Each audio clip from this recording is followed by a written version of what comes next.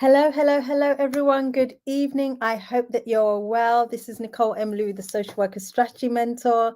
I absolutely adore helping social workers start and scale their very own independent social work practice so that they can kick the burnout and long hours and working in a way that doesn't suit them to experience more time, freedom, no ceiling to their income, enjoying time with family, and doing what they love, which is real social work. So, welcome to all of you. You have tuned in, of course, to listen to a wonderful story from a woman that I've been working with. Who's African, came to the UK and started her career in social work here in the UK. Is doing amazing things going on to independence. And so I'm going to welcome Nozinhle to the stage with me. Hello there. How are you? Hi, Nick. Thank you for having me on your platform. You're very welcome. Thank you so much for being here. I'm super excited to have you here. So for those of you that are watching live, or if you are actually watching on the replay, go ahead and put hashtag and say replay or hashtag live. If you have any questions, anything that you want to comment for Nozinhle or myself, please do put it in the chat. We would love to hear. And at the end, we're going to pick things up as we go. And so, Nozinhle, I've invited you onto this platform because you are doing amazing things. And I really want to share your journey and help others see what you're doing and how you've been doing it and what have been the takeaways for you and where you're going with it, because it's been a journey for you, right? So take us all the way back to the beginning. Tell us a little bit briefly about yourself. Okay. My name is Nozinhle Dube, and um, I moved to the UK in 2016, and I'm currently working as a social worker, but on my way to starting my own business. I'm almost there, and for me, it has social work has been a very, very interesting, at the same time, a challenging one. Um, and as we all know, social work is very, very, it's a highly pressured job. There's a lot of stress, a lot of social work, a lot of social workers struggle with their mental health issues, given Mm. the high number of caseload, no work-life balance. And for me, it's one of the reasons that made me make that major decision to say, you know what, yes, it's social work, and I need to start my own business for that work-life balance. So let me just take you all the way back, though. Talk to me about how you grew up. Where did you grow up? What was life like as a child? Okay. I was born in Zimbabwe, and I did my primary education and went up to upper six, which is sixth form here. And after that, I did some voluntary work for something like 6 months before deciding to go and study social work in South Africa. So I went to South Africa in 2005, and Mm. I did a degree in social work. And after that, I practiced in South Africa for something like 6 years. And because I felt I had reached a glass ceiling, based on the fact that I was an immigrant, and sometimes it's really, really difficult to penetrate the social work jobs that are more paying. So I decided I'm better off flying my trade somewhere. So in 2016, I made that decision that, you know what, I need to increase my experience in terms of different populations to work with, and to add a little bit of international experience in my social work. So I decided to move to the UK. So let me just stop you there because what I'm hearing is you are a go-getter, miss. You are like no fear to just move from Zimbabwe all the way to South Africa and then from South Africa to London. Like no fear, no qualms, like you were born for this, right? It makes sense now why you've come this far on the Social Workers Launch Your Freedom program, because of your mindset and how you are. And so, okay, I love this. So I want to take you back just a little bit more, because you mentioned that you did your social work degree. What was that experience in terms of the learning? And I guess more so, what were your expectations or thoughts about what you were going to do in social work? Was it, i.e., when you went into practice in your homeland, did it marry up with what you thought it was going to be like? Um, of course not. Of course not. One of the things that drew me to study social work was um, growing up in Africa. There's a lot of social ills. For example, parents dying at a very, very young age, leaving these children being cared for by very old people that don't have access to community resources, be it jobs or financial resources to to give the children that good quality of life. So I was like, I want to work with these families and see if I can help the families draw from their strength and try to improve work with families and try to improve their situations, as well as improve the outcomes of the children. And I was hoping that my thought at the time was, I walk in there, be wave that magic wand, and bring a lot of improvement in the lives of these families. But when I started working, there was a lot of red tape, a lot of there was a lot of red tape, lack of resources for social workers to go out there and make those changes. In South Africa, is very, very big on community social work and group work. And obviously, to start that community project, to run a group where people with similar experiences or are going through similar difficulties come together and work together to resolve whatever they are going through. It needs a lot of capital, and there were limited resources, really, to limited resources, as well as limited funding, to work to create those projects and work with these families. And for me, that was really a disappointing um, thing to see in social work, because I really wanted to make so much difference. But you know, So having it sounds very similar to over here, the things that social workers experience, in that, they come in with an idea of what they're going to do and where they see that they can help, and then it's not the same. And I guess that builds up a lot of frustration as well. And so I'm hearing that in a similar vein, there isn't necessarily the creativity or the thinking outside of the box in terms of how can needs be met, that doesn't require this big amount of funding and this big amount of money, or even thinking about who can we get involved to actually provide that. What are the big companies that actually have a social interest in this sector that we can draw on? So okay, so that's interesting. So it's very similar. And then you decided, okay, as a go-getter, you want more of an international experience. Why the UK? Why the UK? For me, I've always wanted to have that freedom to travel and have those opportunities to travel and see different countries.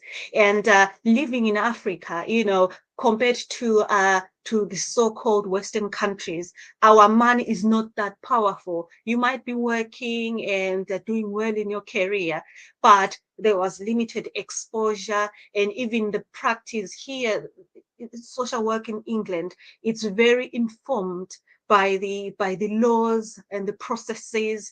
And it doesn't matter whether you come from, be it you come from Romania, you come from Zimbabwe, you come from South Africa. There is an opportunity for everybody to make it up the career ladder. So for me, like I said, I felt like when I was in South Africa, I felt like I'd reached that glass ceiling, and I felt like I'm limited in terms of the people to work with. And Right. that's why I decided that, the UK is the right country for me. Okay. And I guess it's probably as well not as far as the USA. Mhm. And I don't know what that did you ever think about the USA as an option? Yes, I thought about the USA as an option, but with the USA being a black person, um, from what I read from the media, it's not that friendly to Right. people from minority groups. And I felt with the UK, I was like, of course, the Zimbabwe was colonized by Britain, and there was a lot of similarity in terms of education, and we consumed a lot um, of sort of the way of doing things. So for me, I felt I'll easily assimilate, and even the language, and you know, I felt for me I'll easily integrate and transition into my So social work role. how have you found the assimilation process? And how long did it take you, would you say, to have felt settled, if at all? For me, it took me- I'm making an for me, assumption. for me, the transition process, it was really, really, really difficult. Why? Number Mm, one, I had to leave a familiar environment. I had to mm, leave my support network. I had to leave uh, my heart back home, my twin sister, mhm. and I had to find myself in a foreign land with a very individualistic society. Back home, you don't have to, if you are new in the community, people, they will come out, they will come with gifts, they'll come with fruits to say, oh, there's a new person, welcome back. They take you, and then they show you, they show you different places. But here in the UK, I found it was very, very difficult. When I came in, it was me in the four walls, uh, go to work in the morning, come back home, um, sleep or do whatever I needed to do, and then go back to sleep. It was a very boring and unhealthy routine. And it was really, really difficult. And like I said, the way social work is practiced here, it's so much informed by the laws and the processes. So I had to learn those processes, and also learn the every profession has got its own language. I had to learn that. And also, being an African coming here speaking English with a different accent, it was really, really difficult. Number one, for clients to, you hear a client saying, I don't understand you. And if, for me, when a Mm, client was saying that, I found it very offending. And after some right. time, I realized that no, they meant they don't understand my accent. They don't understand what I'm saying because they've never met somebody speaking English with my accent. And also the UK, yes, it's an English speaking country. There are different people, and the people, they speak, they've got different accents. And for me, I found it very, very difficult to hear what they are saying. Not that I don't understand English, but because they speak English, there are certain people like Mm, the Scottish people, they don't speak English like a UK, like a England-born person. Somebody from Northern Ireland, they don't speak the same. They speak English with a different accent compared to somebody who is born from the England. So I found that very, very difficult, and there's still an element of unconscious bias, especially towards people of color, or black people, or people from minority groups.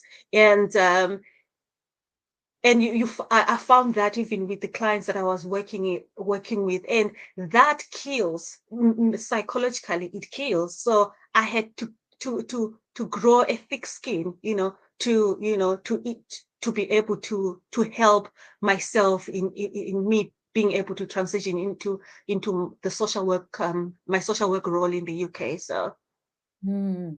So it's quite a journey. I'm hearing that it's not just a practical and physical journey, it's emotional, it's psychological, it's spiritual, practical, in all sorts of ways. And so, in terms of what you are doing now, you are in local authority work, right? yeah. Your local authority work. And talk to me about since you've been here and you've experienced all the things that you've just said in terms of trying to assimilate, would you say, first of all, that you are assimilated? Do you feel settled or like you belong? How do you feel? Yeah, I feel settled, and I feel settled. It took me something like 2 years. And one of the things that makes me feel settled is because, I now have got family here, and it's good for me emotionally and psychologically. At least to have family, somebody to go home to. And when I'm going through difficulties, I've got somebody to go home to and share my day's experiences and help me to see things in a different way, and help me to reframe my experiences in a positive way. So, and especially, I always say that, especially given what we've been through, like the COVID, a lot of people struggled with their mental health. And if I didn't have family here, it would have been very, very, very difficult. And also, what has helped my transition is, I've managed to, through work, to also meet like-minded people, like people from other social workers that have been in the UK, who came from Africa, and just to find those people that have been through the similar journey, and talk to them in terms of, okay, what were the challenges that you came across, and how did you overcome those challenges, and try to replicate how they overcame those challenges in my own life. So yeah, I Wow, feel a little bit yeah, well, feel yeah. settled. So that really leads me to ask you then, with the experiences that you've had, what was the point? At what point did you decide I still now need to take it a stage further outside of my experience and my goal? Like, you had your goal to come here after achieving your goal of moving from Zimbabwe to South Africa. And so when did that next vision become realized for you? When did you realize it was something that you wanted to do, and why? As far as moving forward with independence. Somebody said, I'll say this, I'm sure they said it jokingly, but for me, it really made sense. Somebody said that social work as a profession, it's not good for mental health. And it's a very, it's a true statement. The nature of social work in the UK, I remember going through like interviews, and to secure a job, a social work job in the UK. So I'll hear the prospective employer saying, "Oh, you'll be getting like 25 cases." I was like, "Oh, 25." And comparing to like the files that I had something like 200 files. So I was like, "Oh my goodness, 25 files. That's a walk in the park. So I'll be earning a lot of money." Let me just And let me just stop you there and clarify. When you say 200 files, is that 200 families or 200 children? or it can be more than that, in terms of, you in maybe in one file you have 4 children. Wow. So Yeah, that's yeah. what you So were it will be like, working with in South Africa. yeah, that's what. Yes, yes, yes, yes, yes. Okay, But London social workers, no more complaining. yeah, no, no. But the nature of social work in where I was working, I was working with children who are looked after by connected people, like the grandmothers. So all that I needed to do was just to write a report, and then the write a report, take the report to court, and then the court will grant a court order for 2 years. So 3 months before that court order lapses, then I have to visit the family, Right. reassess the situation, and write a report back to court to say this child still needs to be cared for by this person. Can you extend the court order? So it wasn't that intensive. There wasn't a lot of Yeah, paperwork. It wasn't. yeah. It wasn't intensive. It wasn't intense. And so when I came to the UK, 25 cases. I started realizing that it's not working 9 to 5 is not enough to do the work that I'm supposed to do. And I found myself at one point in time, not one, many a times, I found myself working until 12 midnight, 1 o'clock in the morning. And the employer will be telling me that, you know what, you're not going to get toil. You're not going to be paid extra because that work that you were doing until midnight or 1 o'clock in the morning, you're supposed to have done that work from 9 o'clock until 5 o'clock. And one case can consume your whole life and consume your whole life. And the employer won't take that into consideration. They're like, yes, we know there's a case, there's a child who is going missing every minute, and you have to be out all the time, visiting families, working with the police, and all of that. And the employer, they'll be like, yes, you've got a case that is kicking off, but you've got 25 other children that you have to see. And you have to meet the time scales. Work has to be done within time scales, and there was no work-life balance. If I was working from 9 until 12 or 1 o'clock in the early hours of the morning, no work-life balance. No Yeah. work-life balance. And Yeah. I think some might be led to think, well, maybe what impacted that for you is the fact that you're not born here in the UK, and so Mhm. you were grappling with lots of other things that probably compounded it. But the reality is, I'm speaking to Indigenous social workers all the time, social workers that are born in the UK, and don't, English is their first language, and they've worked in maybe, they obviously studied and worked to when they were Mhm. doing their degree, so they understand what it is to move at a fast pace and manage different timescales and stuff. But everybody is saying the same thing in terms of how difficult it is with the various processes, various timescales, the practical things such as certain families that you're working with that have got nuances to how they present, and having to deal with that and respond to that. So I'm hearing that it's very real. It's a real thing as far as you know, part of the settling in and Mhm. getting to grips with the work and the caseloads and how it works. And you're saying that that is what it was when you heard that person say that, social work is not great for mental health, then that it stood out for you and made you think, okay, I need to do something else. Did you always know independence was an option, or did you learn about that? How did you come to find out about independence? I didn't know that independence is an option for social workers. I never knew that. And how did I come across like independent social workers? I was working uh, in the previous local authority. I was working in the court stroke looked after children's team, and I only met independent social workers at court, Right. you know, and those independent social workers, they were commissioned by the local authority to do specialist assessments. That's how that's what I knew about independent social work. And I was when I saw that, I've heard these social workers saying, "Oh my goodness, the number of reports that we have to write, the amount of traveling that we have to do, the the the the the long reports that we have to do, the amount of time that we spend writing these reports, it was synonymous to what is being done in the local authority. Right. And Okay. those independent social workers, they depend on funding from the local authority to pay them for their work. And we know local authorities, they don't pay, like, you have to wait for 30 days for that invoice to be paid. And there's nothing creative about that. You're basically Sometimes replicating what the local they authority. don't pay on day 30 either, Yeah, oftentimes. yeah, yeah, yeah, Yeah. yeah.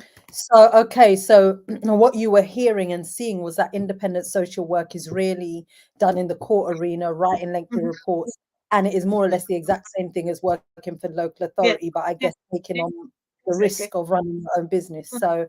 So then what were your thoughts about that? Was that still something then you thought, I still want to go into it, or no? What was your thinking?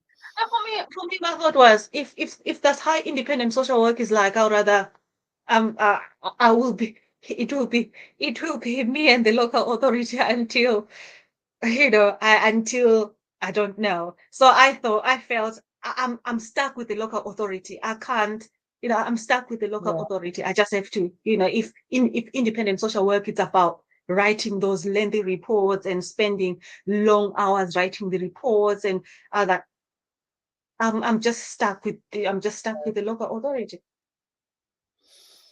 Mm.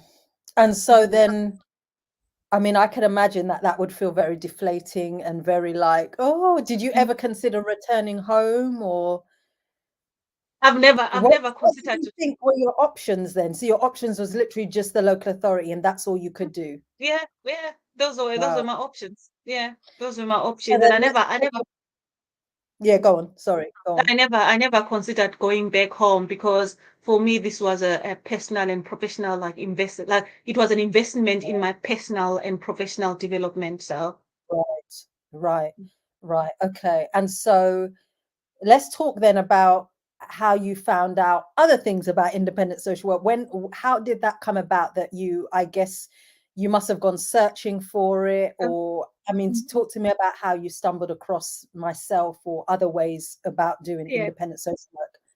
and for me I was frustrated, stuck, Mm, okay. and I was stuck, and I didn't even know that even if I go, I do independent social work, it will be just doing these assessments. And I was looking for something different, but I didn't know what it was. But I knew that I don't want to do like independent social work, which involves doing these assessments, traveling for long hours, spending sleepless nights, writing the report.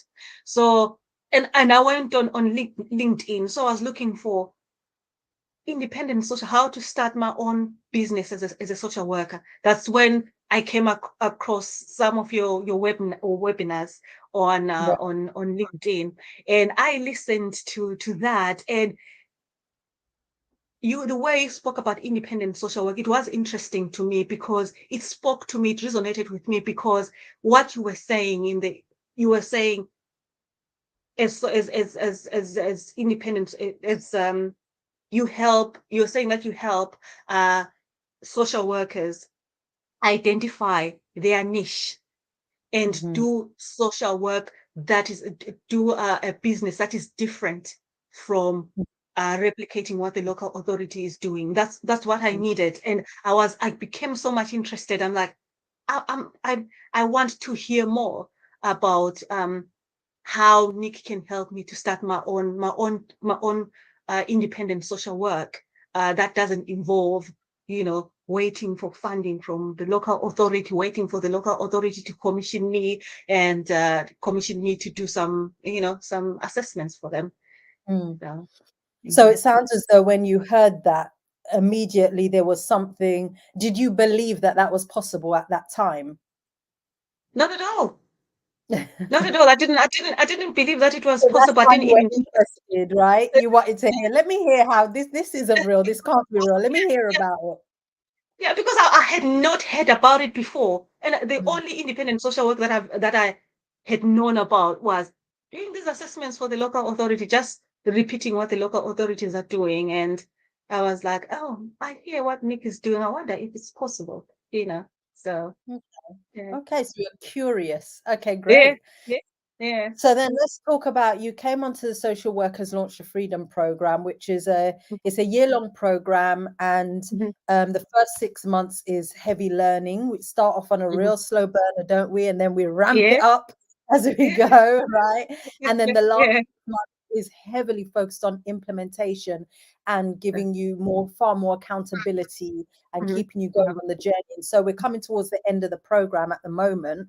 And so let's talk about what some of give me like 3 of your beliefs that you had about you being about yourself and being an mhm, independent social worker, mhm, and then about maybe some beliefs about what you thought was possible, um, mhm.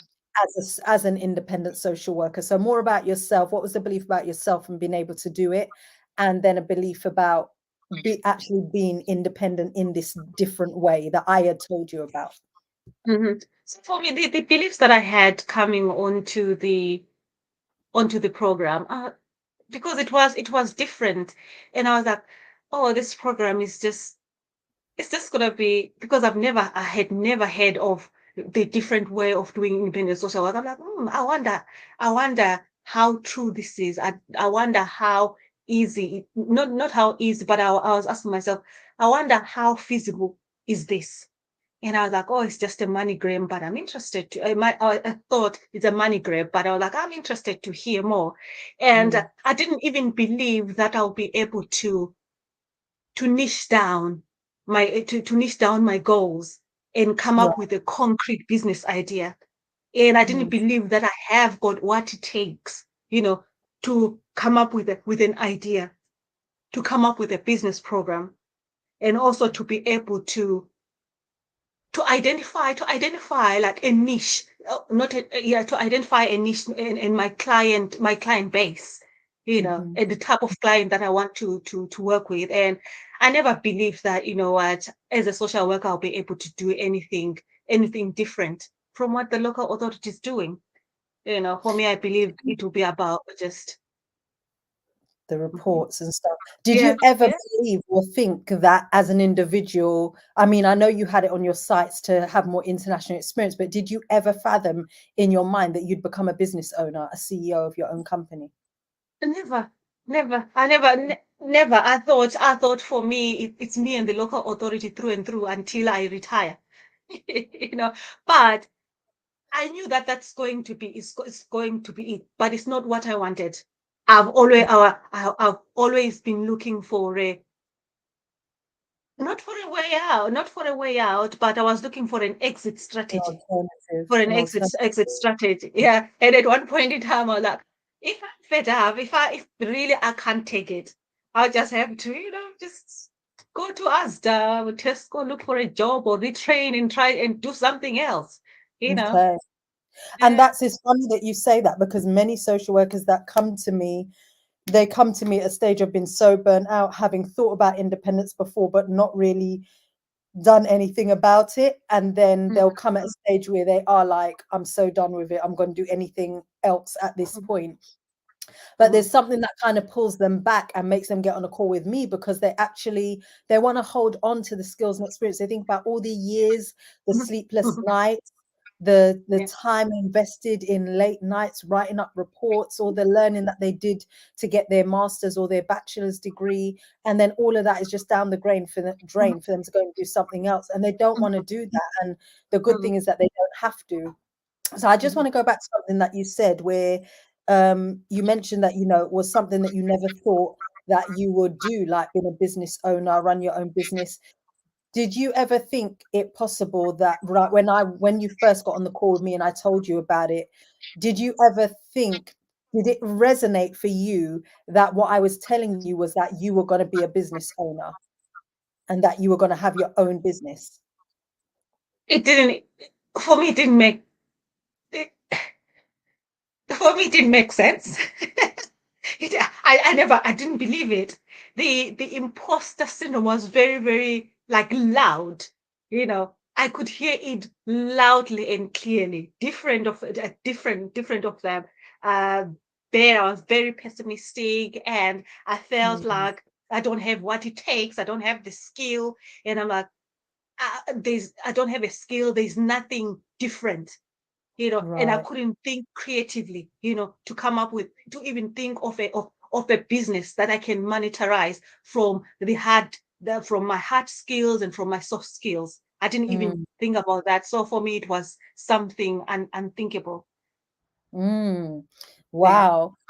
And so let's talk about when you first started the program and we were on the slow burner and Yeah. everyone's kind of had their hands Yeah. behind their head, feet up, Yeah. and Yeah. we were going into it slowly. What as you started to see things, certainly in the first and the second module, Hmm. what was your thinking at that time about what you was learning and how you were going to implement it? How did you feel and what did you understand about how, because you've still been working alongside learning and building your business, which is the Hmm. best way Hmm. to do it, unlike what I Hmm. did, which was jump ship. So what were Hmm. you what were you thinking about? How am I actually going to implement this? And talk about that a little bit. Yeah. For me, I had no idea. I really had no idea how I was going to do this. I had no clue. I remember during the first call, I had no clue. I remember I was fumbling. I had no idea. I had no idea to develop into a business. So I was just clueless. I was like, I'm willing to ride the I'm more than committed to staying on the program. But I had, especially the first few days, the first few sessions, I wasn't clear at all in terms of what idea can I develop into a business. I wasn't clear. Yeah. And I know that people coming onto the program, especially the social workers launched your freedom, because it is a slow burn. It's for people that want to do it over a long period of time and have the time to really build it out. In comparison to the Accelerate Now, which is like snap, snap, snap, 4 months, we're all in, we're hitting the ground running.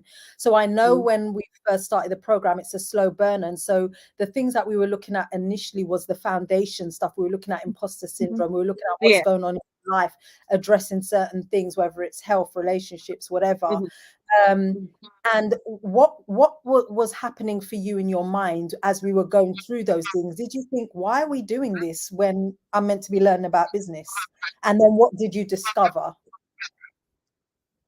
For me, yes, I was asking myself why, because we were looking. There was a lot of pre-work that was done to look at our finances, to look at our health, to look at our health, to look at our support network around us, and one interesting thing is that many social workers, they struggle with their mental health, and it was very important for that pre-work to be done, for people to identify whether they've got any physical and mental health needs that needs to be addressed, taken care of, and managed to prepare themselves to engage in the program. Yeah. So for me at that time, it was very, very important for that pre-work to be done. Yeah. So now in hindsight, you see the relevance of what we were Yes. doing. Yeah. If that work wasn't done, it wouldn't have, for me, it wouldn't have prepared me. And if I didn't take time to reflect on my health, finances, and all of that, later on, that would have gone to be a stumbling block in terms of establishing in terms of, number one, coming up with a business idea, developing that business idea, coming up with a viable business plan, and generate these different products. And I wouldn't have been in a space to be able to think outside of the box. That would have overclouded my ability to apply myself in the program and benefit from it. So that was really necessary. Good. Glad. And that's why I put it in there, because that is the underpinning. And so the particular process that I used to take you guys through, that was very intentional, very methodical. So I'm glad that has been in good stead. So now let's talk about, tell us a bit about, what did you know about business? Or have you got family members or friends that are in business? What did you know about business? My mom, when I was growing up, my mom was a vendor. So and my father was a cross country like trader. Oh, So wow. so That's where you get your athletes build from. um, so really that's the only little idea that I knew when it comes to a business, that yes, you can sell stuff, but you have to buy products, and then put a little bit, like if one bought maybe an item for £10, then now you just add £2.50, and then you go sell it to people who cannot access the community resources, be it shops, or and then you take the service to them and sell it to them. So I never had that mindset that as a person, you don't have to sell somebody's product. You can use your, like, I had never had that idea that, you know what, you can think creatively about something and develop it and see it maturing into something that I can monetize, and especially not only monetize, but make identify a gap, and take that service to those that need it the most. I Because love sometimes that. it's not. Mm, Go yeah, on.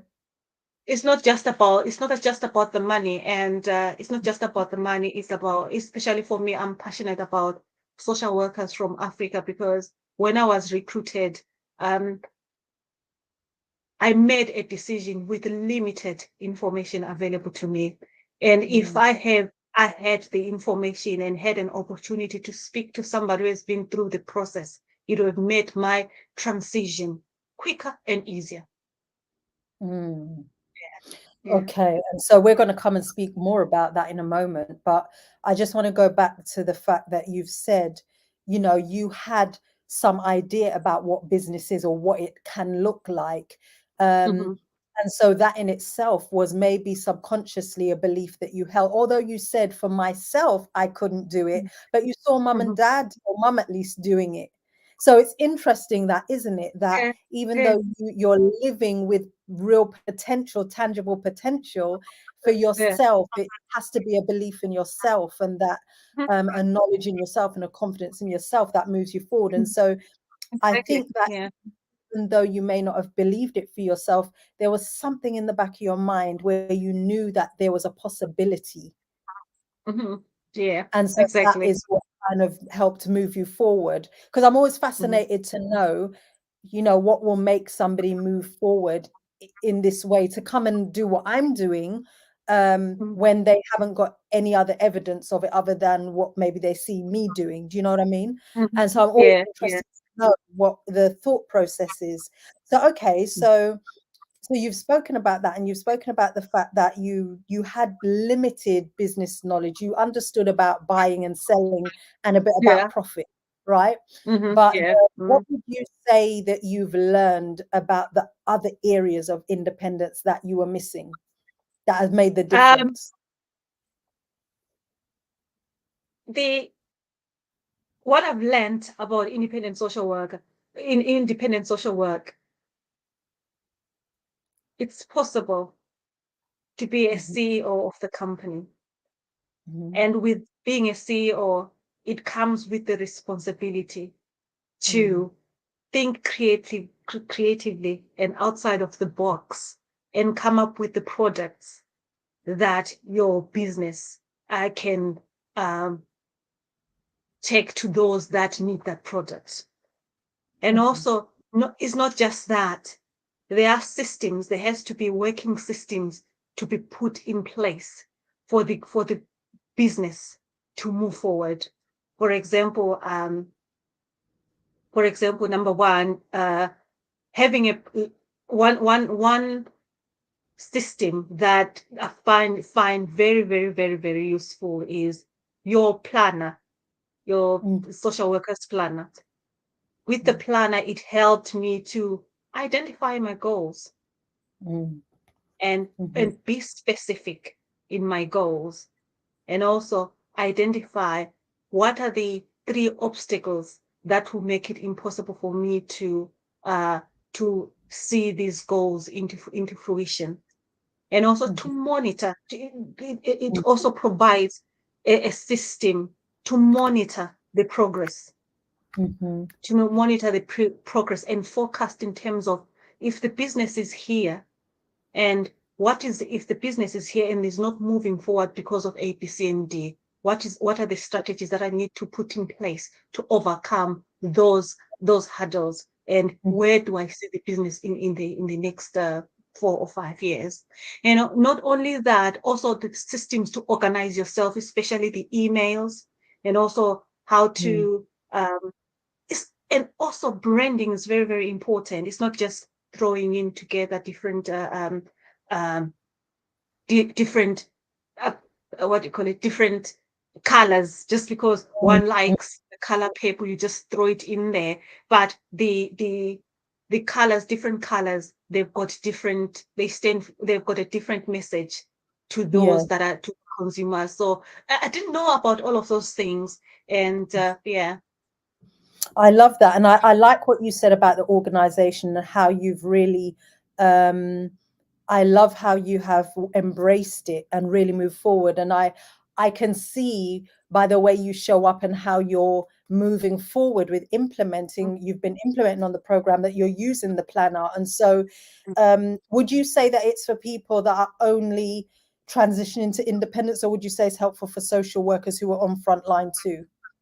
It's helpful for social workers who are in frontline as well, because it's helpful because they'll be able to use the planner to plan how to organize themselves. Because to make it to be a success in social work, it's very, very important to have systems in place that will help a social worker to organize themselves. Social work, we work. Our work needs to be submitted within certain time scales to avoid a drift, in cases. So having a planner, that planner is not only for independent social workers, it's also for social workers who are still with the local authority. It will make life easier in terms of managing different, especially different and conflicting, not competing work demands. Yeah, and I agree with that. And that's one of the big reasons why I created the planner. And I have a social workers edition for those that are still in local authority or working with someone else, and somebody who's like yourself on the journey and already starting to pick up clients and going towards independence, a journey for edition for you. And some of I mean, the key staple things is, yes, the goal planning, and I use it myself. So at the end of February, I did my second month check-in on my goals, all my 7 goals for the year. And I'm progressing well in mine also. So it's very good to keep me abreast too of what I'm doing and how I'm moving forward, and using it for everything else. Like I'm tracking my hair regimen and what I'm doing, my treatments for self-care, what I'm eating, all of those things is including my CPD. And so it is like an all-in-one, and I'm glad that you're finding it useful to be able to utilize that. So good, keep doing that. And so let's talk now about what you are going to be what you are doing, because it feels to me as though you're semi-independent now. I don't know. I feel as though you graduated semi-independent. And you are very fast approaching full independence, and you're just working out and building the rest of your programs and products and services and the other income streams. You're already utilizing one of them, and we're building out the other 7 income streams in sequential order. And so by the time you reach your goal of full independence, I'm not going to share that or publicize that. I'm going to leave that for you to do when the time is right. But we know what it is. You're going to have everything well and truly ready. And so I'm so excited about what you're creating. And just talk a little bit about what you do, because you mentioned about you being passionate about African social workers. Tell us in what vein and how. Just to I like what you said about like what I'm passionate about, because when identifying a niche, it's very important to one of the things to look at is what one is passionate about, and there could lie a very viable business idea. For me, I'm a African social workers lifestyle guru, and the reason why African social workers is because, like I said, I was recruited from South Africa. Yes, I was recruited from South Africa and to work in the UK. I didn't have any information about the crucial information. I didn't know anything about the process of how to migrate and successfully be a pro in my profession as a social worker. And with that, the disadvantage was it took me a long time to be able to transition into my role as a social worker in the UK, to the point, at one point in time, I was at risk of losing my job. And because I didn't have the support, all that I needed was the support. And many a times, not many a times, we know that especially the South African Children's Act, it's similar to the UK Children's Act. And when the prospective employer is going to Africa to recruit, because South Africa and not South Africa and in India are recruitment ground for the UK, and there's a scarcity of social workers. But at the same time, there's an expectation that when African social workers come to the UK, they hit the road running. And the expectation is to swim without any skill, without any support put in place. And the employer, the UK employer, doesn't understand the needs of an African social worker. And not and also the process of migrating to the UK, especially without the information, it can be very tiresome, can be frustrating.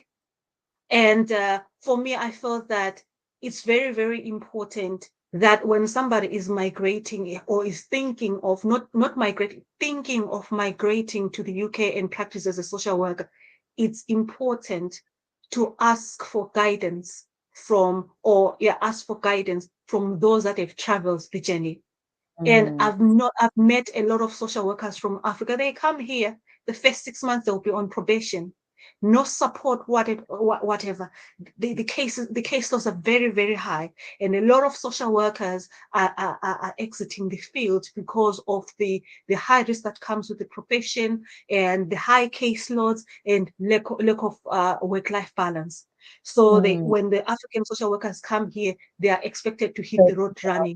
And there's no slow transition they are not slowly introduced into the profession. The first day they arrive, they're told to shut for the week, they will be shut away. After that, they're given 25 or 30 cases. And that's a recipe for disaster. And I've seen a lot of social workers not only losing their jobs, some of them finding themselves in the A&E, some of them being on medication for mental health issues because there hasn't been any support. They didn't know what they were putting themselves into.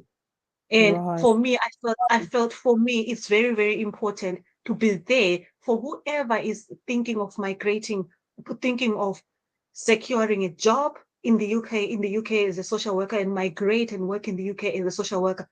My passion is to work with those and give them the information that they need to thoroughly consider before making the decision to go to migrate to the UK, and also use that information to prepare for their coming here, and also to use that information to pave, not to pave, but to lay a good foundation for them to be a success in their role as a social worker. And they do come here. So I'm hearing that it's like the whole process. It's from the moment of conception to birth, right? Okay. That's excellent. That's amazing. And the thing is, like you said, you've walked the journey, you know what it's like. And I'm hearing that along your travels in your practice, you've come across your counterparts that had the same experience than you and worse, is what I'm hearing. So I know that you mentioned that local authorities have this expectation. I don't know how many out of the people that you've come across, how many local authorities that differed from the ones that you worked in, that tells you that it seems to be, I'm hearing from you that it seems to be something that's across the board in local authorities. And I don't, it's across the board, right? Because I know, I can remember when I was a student social worker, I was employment based. And I remember we had African social workers, and I can remember them struggling sometimes with the managers who gave them a bit of a hard time because they weren't maybe as understanding. I'm hearing a bit of an echo. I'm not sure if that's me. Can you hear an echo? No. Oh, it must just be me. But, they had sometimes a bit of a hard time, because the managers wasn't quite as empathetic or understanding, that it was taking them time to understand the way in which, like, they can articulate very well what they mean, but writing it in a way using English and stuff was different for them. Yeah. And so there Mhm. was all of those things that, was having an impact. And so Mhm. yeah, I mean, I can see that maybe some local authorities are maybe more considerate than others, perhaps, but perhaps it Mhm. is across the board. I don't know. It's not been my experience. Mhm. Zoe's saying she can hear an echo as well. Yeah, I'm not sure where that echo's coming from. Have you I got don't any know. other devices on? No, I don't. Let me see if it's me. It's I not can't me. hear an echo. Bizarre, bizarre. Okay. There it is. Let me switch off my mic and switch it back on again. Hold on. Maybe that will work. Let's hope so. So, okay, so let's talk then about a little bit more, because I know that you have right now, you have like a way that you're starting to work with some of the social workers, Mhm. uh, and I want you to tell them if they join your community. I can hear myself echoing. I don't understand why it's happening. I'm going to remove myself and come right back. Hold on. All right. I don't know if that's going to help. Yeah, Asinate said she can hear the echo too. That's bizarre. I don't understand why. It's so bizarre all of a sudden. I can't hear the echo. For some, I don't know. That's so bizarre. Okay, well, so and I don't have my other phone on. I don't get it. Mhm. Mhm. Okay, well, this is what happens with tech sometimes. Yeah. But okay, so I know that if social workers, you've already started working with social workers, and some have Mhm. even been in India and stuff, Mhm. so you're able to translate, but your predominant focus is African social workers. Good. Mhm. Yeah. So But here, it doesn't matter what it doesn't matter where the social worker is, as long as they are being recruited outside of the UK. The process is the same. The challenges are the okay. same. Yeah. Absolutely. So, what I would like you to tell the people, and people, if you are in Africa and you have an interest in coming, I know that I've spoken with several people from Africa. Some of them are part of my community as a launcher. And so, this is an opportunity for them to hear about how you can assist them. So, tell the people if they join your community, what freebie have you got for them to get them started? Yeah. So for me, when they get they become part of my community.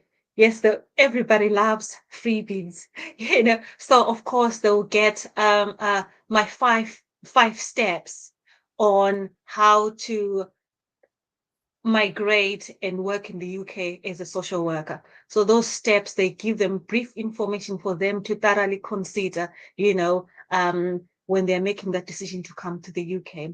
And I also offer consultation where I provide detailed information about the process from registering with not registering, but from considering where the person is and what is it in their circumstances that they need to look at in terms of to make that decision as to whether the UK is going to be a good country for them. And I also help them with the information on how to register with Social Work England, because there are different processes and there are different steps. And from there, I also help them to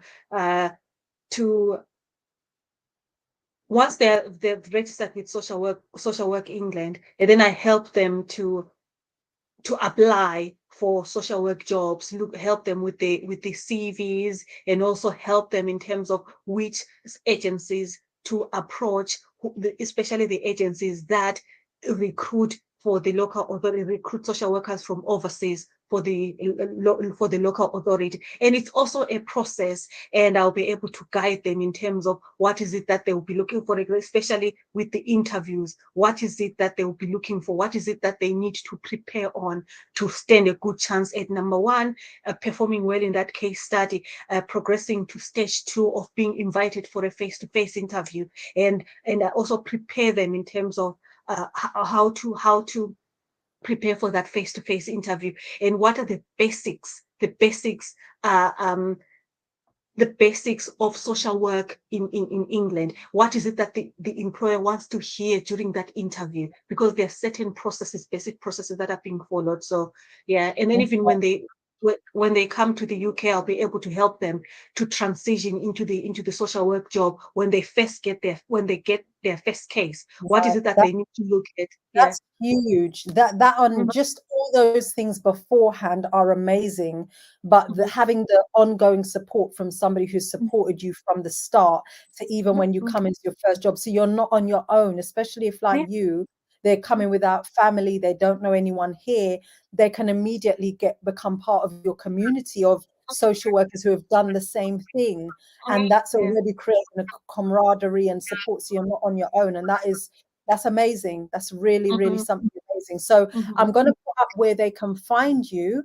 If you go to Nozinhle Dube, you will be able to register your details and apply to, well, you'll get instant access to her 5 tips. And then you'll have an opportunity to be able to book a paid consultation with Nozinhle to actually move you forward. It's very exciting. Yeah, yeah. I'm going to just share a little bit about, share a little bit of the comments. One moment. I don't know why this echo has started all of a sudden.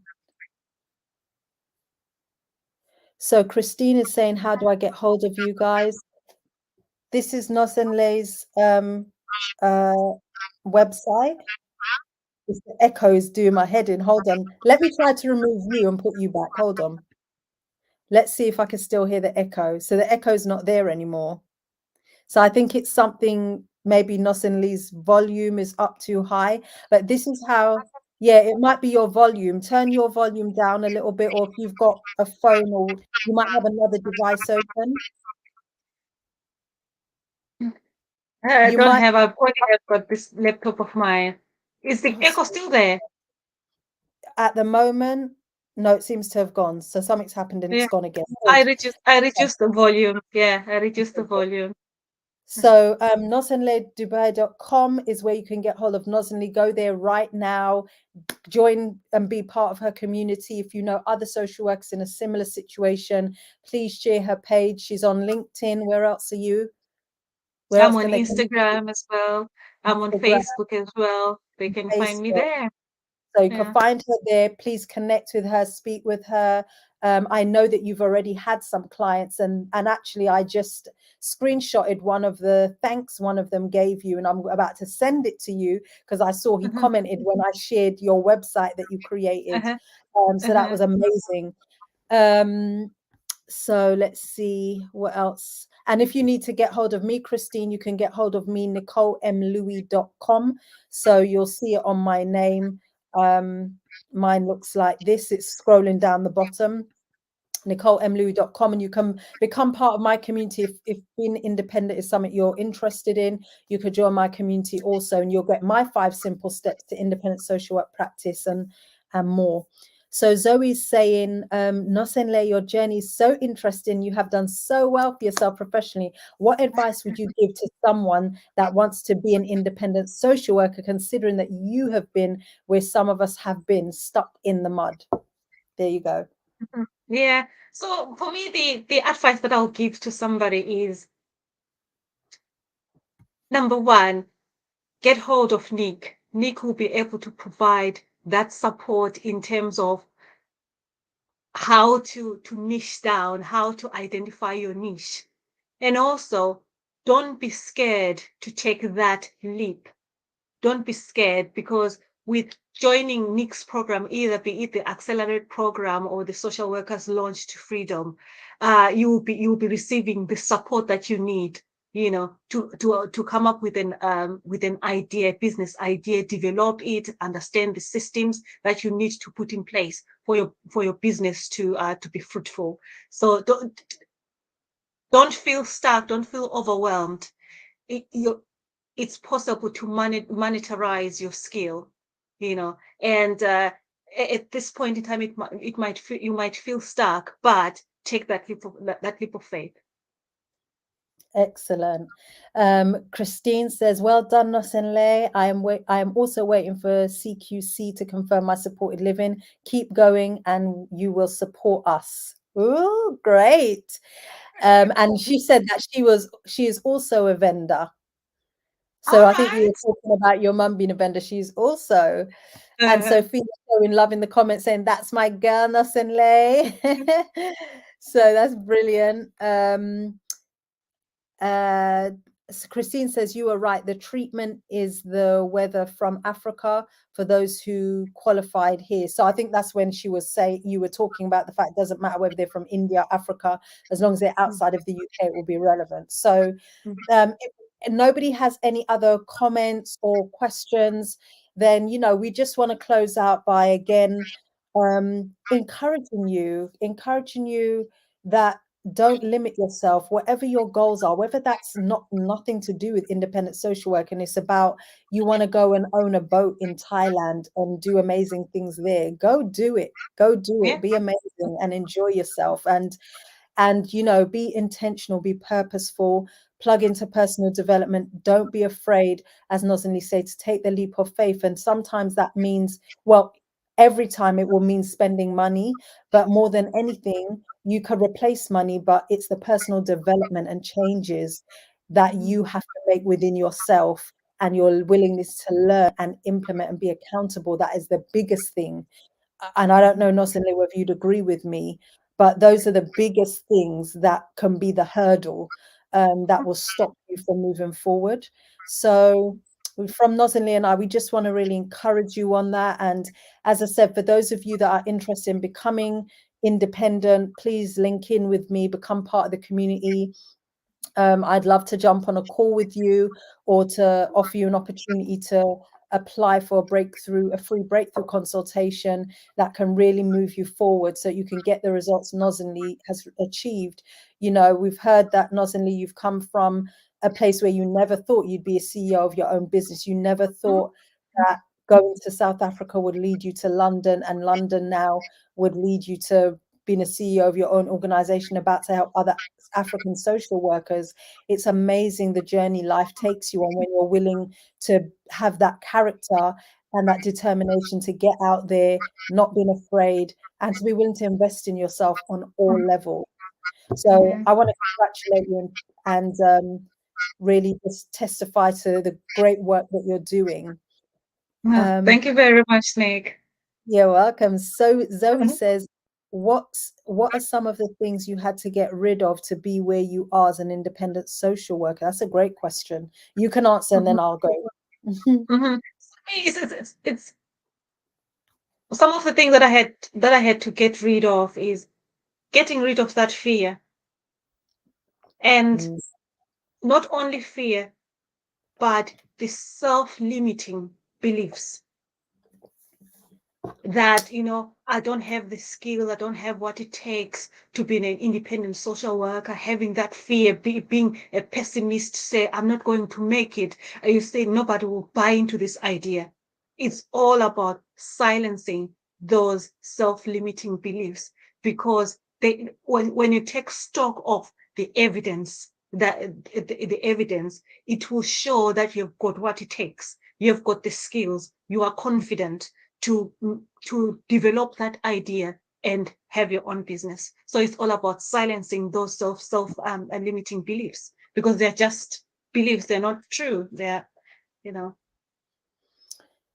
I love that. I would agree with that. And as you know, I always say that the imposter syndrome gets you at every stage as you progress. And so, yeah, it's a constant work in progress to get rid of it on every level. But the main thing is you become familiar with the voice, and so it becomes easier to silence. So that's the first I'd kind of co-sign what you just said.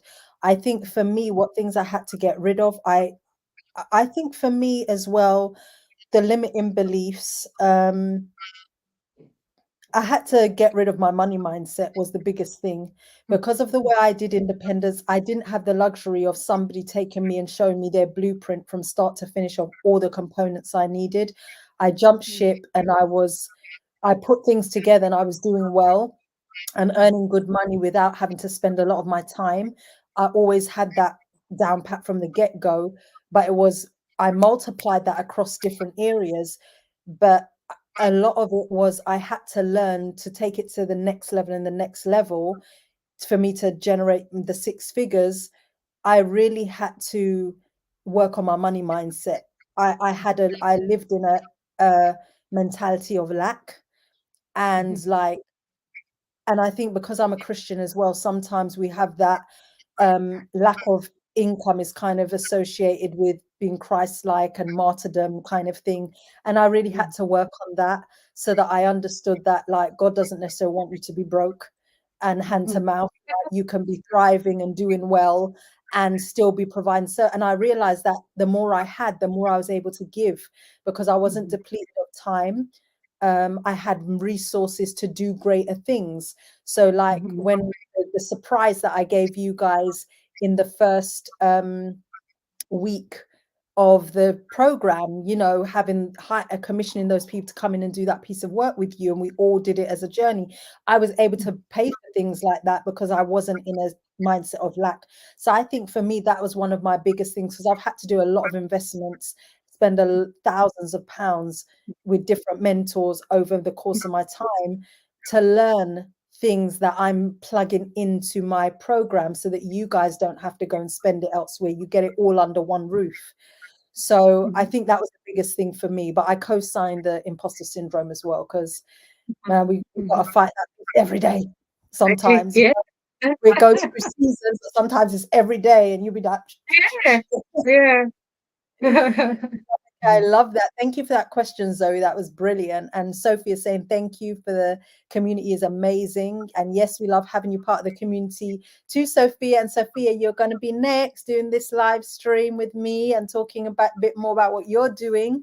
So we're excited about all the things coming up. And so the Social Workers Launched a Freedom program is going to be reopening for enrollment. I'm not sure when. If I'm honest with you, I think I'm going to take a little bit of a break in between before reopening it. So maybe I think I was meant to open it beginning of May. I may defer that for a couple of months or so. I'm not sure. It may be longer because I know I've got other things in the pipeline that I'm working on for launches. So I'm not sure, but the Accelerate Now program is certainly open. And then there are my consultations, my strategy consultation, my Launchers Create. Nozinhle, I know we've spoke a little bit about the Launchers Create today, but can you just share with the people what was your experience of doing the Launchers Create consultation with me? For me, it was very, very interesting, and it made the work easier in the sense that I had to use that service to get more understanding of what I didn't understand better. For example, perfecting my landing page. I needed that help. And also I had to use like Katra that you also use. And for me, it saved me the headache, the frustration, because I was cracking my head. I'm like, how do I do this? How do I was stuck and I didn't see a way of moving forward. But with the launches create, it was a service that I could use, to move myself forward. And like you said, to make money, you have to, to make money, you have to use that money. And for me, Yeah, I was like, yes, the session it's I wonder if I'll be able to afford the session. But I was losing a lot of money. That is me not being able to create my landing page and the consultation pages and different pages that I need on my website. I was losing a lot of money in terms of people not being able to access my website and my consultation totally. page. Yeah. Yeah. I hear that, and I think that's the biggest thing. is the collapsing of time and you been able to do things quickly. Mhm. And so, yeah, you would have been able to do it eventually. You would have taken the time that I learned to had to learn to use my CRM also to create my website. I've created my website myself after taking, I think it was like, it's been the last 2 years, I've been looking for the right person to do it in the way that I want it, and it just wasn't hitting. And I got fed up to a point where I'm just going to do the thing myself. And so I Mhm. know what you mean when you say that, but it's taken me time, right, to do it also. There are still pages that I'm adding and building my website, but I know what I need to do, but it's the time. Whereas that's what I was kind of looking for, to pay somebody and they'll get it done and save me the time. So yeah, the Launchers Crate is designed for that, that if you want to just reduce time and accelerate when you're not on the Accelerate Now program, it kind of gives you a taste of what you get on the Accelerate Now program. So I'm glad that that was beneficial for you. And so, yeah, for those of you that want to be able to work with me, there's the Launchers Create, there's the consultations, and there's the Accelerate Now program. If you go to my website, NicoleMLouis.com, you'll find the information there. And just to close out again, Nozinhle, thank you for sharing your amazing journey. I learned more things about you that I didn't know. And if you're part of the Launchers community, we're going to be doing another meetup. And I know that we met up this year and it was so lovely to meet you in person and give you a hug. And so we're Mhm. going to be meeting up again, us launchers. And so if you're not already part of the community, join on my website, join the club, and you'll get you'll get a notification of when we're going to be meeting up and the details and stuff. So I'm looking forward to organizing that. And so my final word is go onto Nozinhle's website if you're a social worker who's in Africa or even India or wherever. Once you're outside the UK and you want help to do the process from thinking about whether the UK is even the right country for you, all the way to coming here, finding your job, starting your job, and having the support ongoing, Nozinhle is the person you need to connect with. And please, please share it with your friends, your colleagues in local authority, friends at home, wherever they are, because this is an invaluable service that she is putting on. I can't wait to see the rest of the things that she's creating for you guys and coming to fruition. So thank you, Nozinhle, for giving up your time to share about you and your lovely, amazing work. And thank you for all of those who joined in the community on Instagram, not even Instagram, sorry, on in LinkedIn, Facebook, and on YouTube, for commenting, contributing, asking great questions. It's been very fruitful. And we look forward to seeing you on the internet streets. Speak very soon. Thank you Bye. very much for having me. Bye. Bye.